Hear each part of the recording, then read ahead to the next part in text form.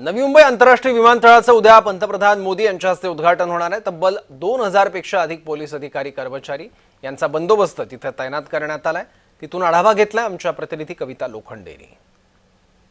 नवी मुंबई आंतरराष्ट्रीय विमानतळाचं उद्या पंतप्रधान नरेंद्र मोदी यांच्या हस्ते उद्घाटन होणार आहे आणि या सभास्थळावरती आपण बघतोय माझ्या मागे उद्या पंतप्रधान नरेंद्र मोदी या ठिकाणी येणार आहेत। दुपारी 2:40 पंतप्रधान नरेंद्र मोदी हे नवी मुंबई आंतरराष्ट्रीय विमानतळावर उतरून पहिल्या टर्मिनलच्या उद्घाटना ठिकाणी जाणार आहेत, त्याची पाहणी करणार आहेत आणि त्यानंतर जे आहे सभास्थळी दाखल होणार आहे। हाच तो सभास्थळ आहे ज्या ठिकाणी तयारी होताना आपल्याला पाहायला भेटते। तब्बल 2 ते 2,500 पोलीस बंदोबस्त या ठिकाणी तैनात करण्यात आलेला आहे।